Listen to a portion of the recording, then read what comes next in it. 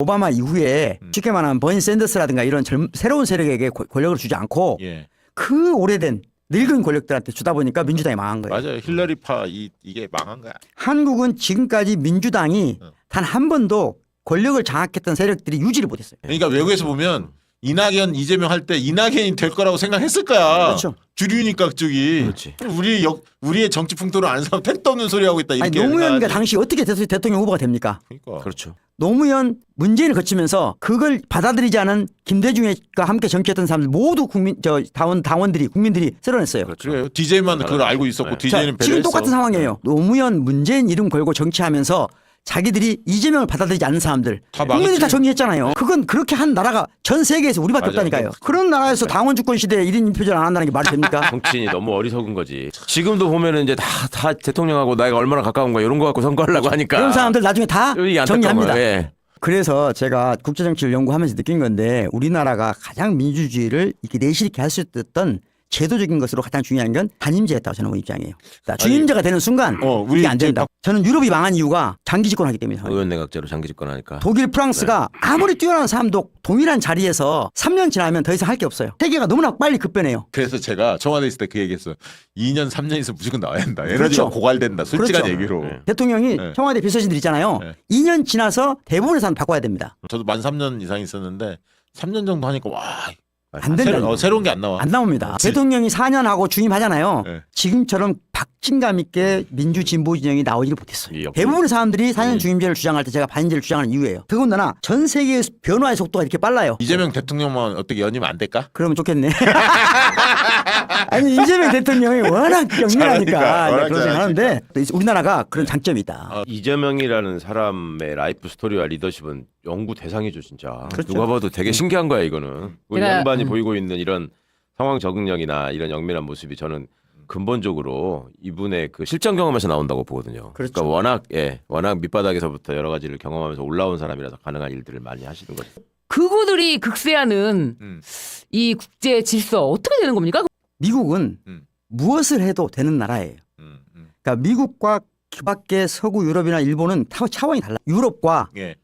유럽과 지금 다른 일본까지 극우 정치가 지금 판치고 있잖아요. 예. 근데 이 극우 정치에 이건 반작용이거든요.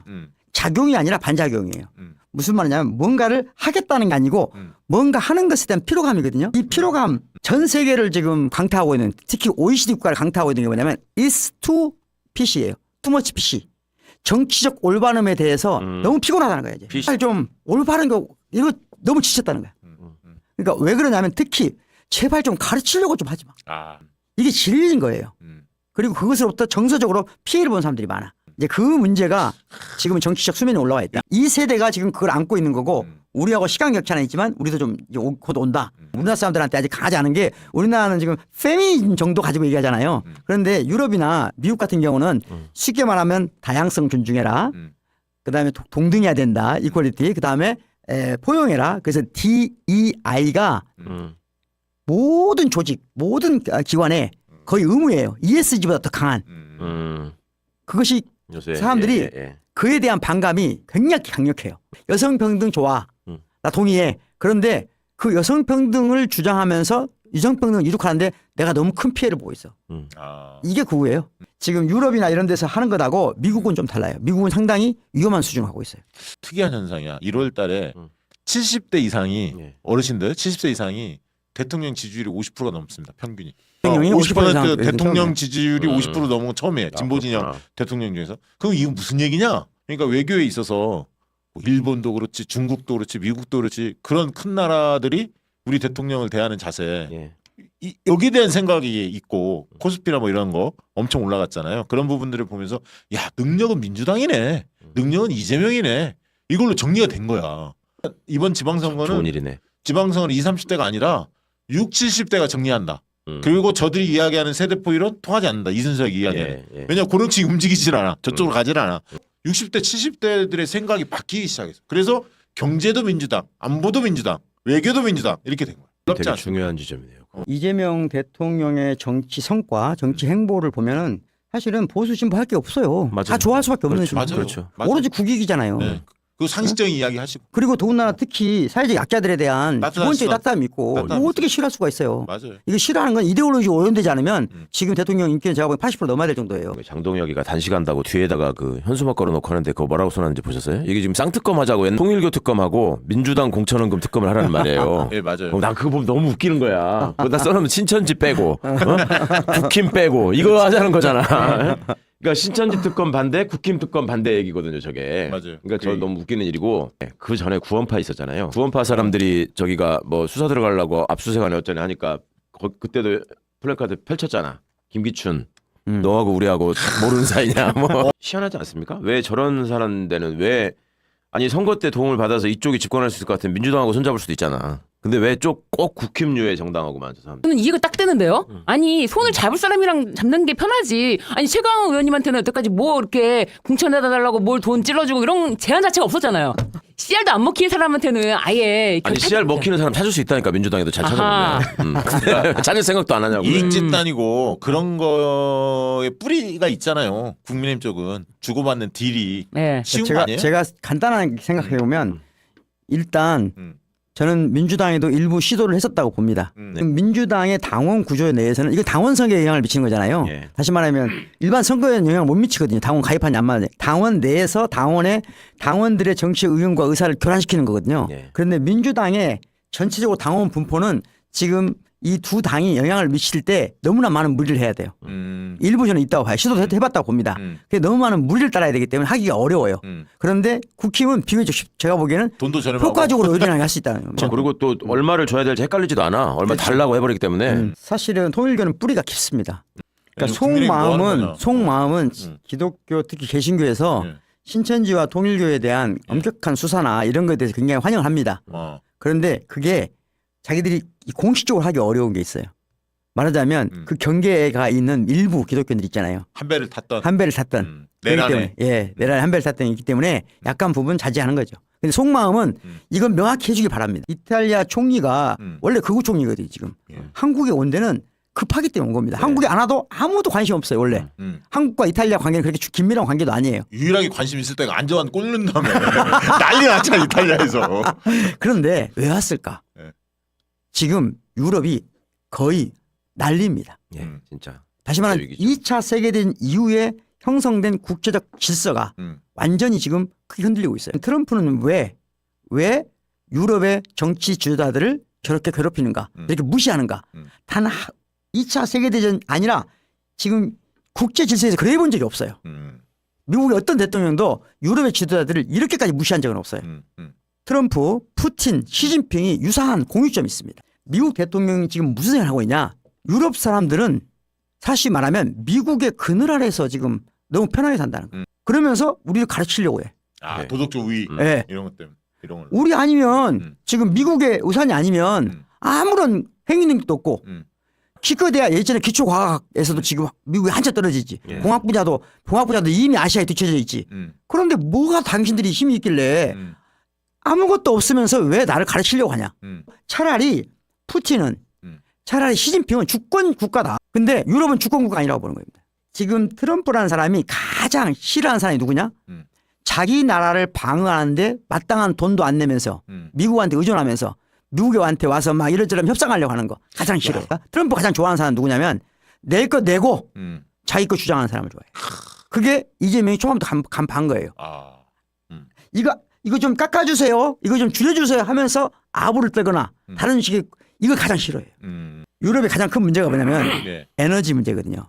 지금까지 유럽이 러시아한테 받았잖아요. 러시아로부터 받아왔던 싼 에너지 여기에 가장 큰 고통을 받는 게 독일입니다. 독일이라고. 독일이 전체적으로 지금 큰 위기예요. 예. 그러면서 대체 에너지를 개발도 못하고 있어요. 그러니까 다시 말하면 유럽 국가들 중에서 유일하게 제조업을 벌이지 않은 나라가 독일입니다. 예. 제조업을 벌이지 않고 독일이 지금까지 부를 누릴 수 있었던 것은 러시아로부터 싼 에너지를 받았기 때문에. 그리고 그런데 초반에는 독일이 엉거주춤했어요. 도덕적 올바름에 대한 거센 바람이 불면서 독일이 너무 많이 베팅해버렸어요.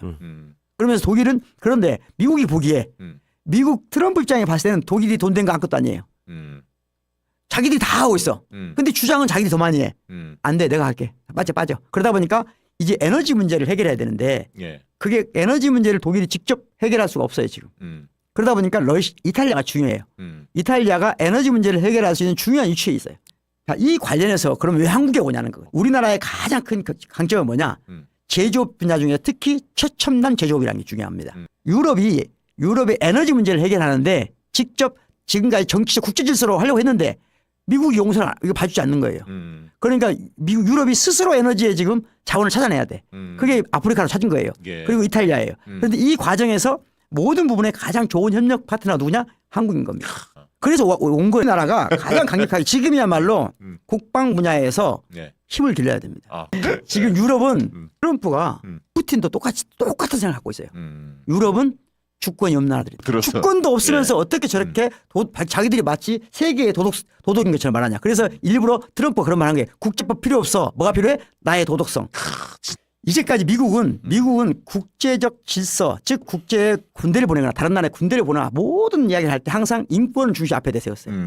그런데 이제 인권이 아닙니다. 트럼프는 주권을 얘기합니다. 지금은 주권의 시대가 온 겁니다. 인권이 상당 부분 인권의 문제가 인권을 통해서 전쟁도 하고 다 했는데 이제 주권 전쟁입니다. 그러니까 굉장히 중요한 시기예요.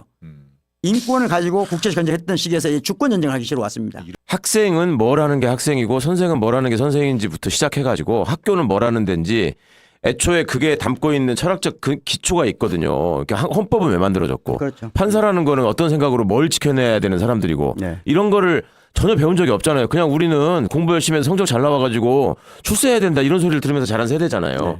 그러다 보니까 하는 짓이 무슨 어떤 자리에 있으면 그 자리에서 내가 해야 될 역할이 뭐고 여기서 내가 목숨을 걸고 지켜야 될 게 뭔지 그 가치를 생각하는 게 아니라 다음 자리는 어디지? 돈 얼마 주지? 여기서 이제 뭘 하는 게 나한테 이득이지?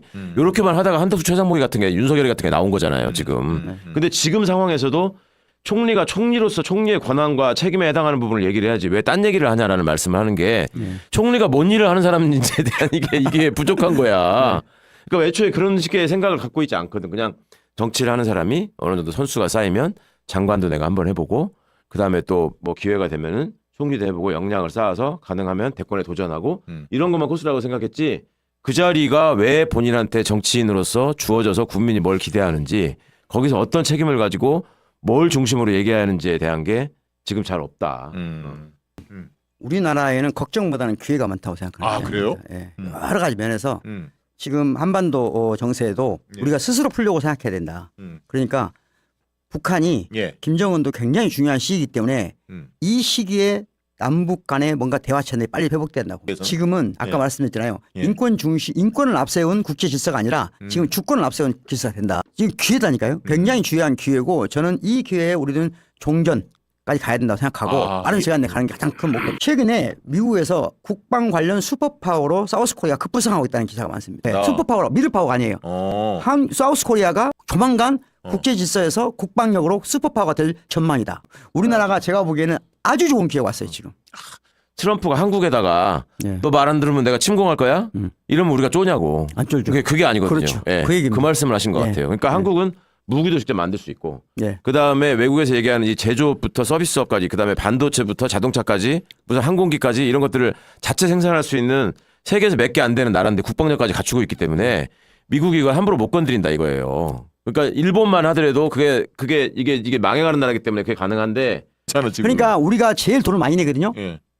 독일 돈 안 내는 걸 지금까지 자랑스럽게 생각했어요. 그걸 싫어하는 거예요. 아 트럼프는 위선적이다는 그렇죠. 거죠. 예. 또 돈도 많으면서 돈 안 내잖아 너희들. 그래놓고 우리한테 선생 노릇을 해? 아니 그거는 트럼프가 맞는 말인 것 같긴 해. 이제까지는 솔직히. 그걸 미국의 힘이라고 생각하고 받아들이고 했어요. 그런데 트럼프가 보기에 이 모든 것은 위선적 질서야. 그러니까 세계 경찰이라는 것이 네. 허울만 좋았지 실수가 그렇죠. 없다. 그래서 미국 국민들한테만 손해를 준 거야. 그러니까 내가 바로 잡겠어. 이런 이야기예요. 그러니까 본인은 지금 사람들이 생각하는 것처럼 부도덕하다고 생각하지 않아요. 본인들은 지금 신념에 젖어 있어요. 트럼프가 무서운 것은 트럼프는 저는 이상한 막 사람 이런 게 아니고 모든 걸 걸어버려요.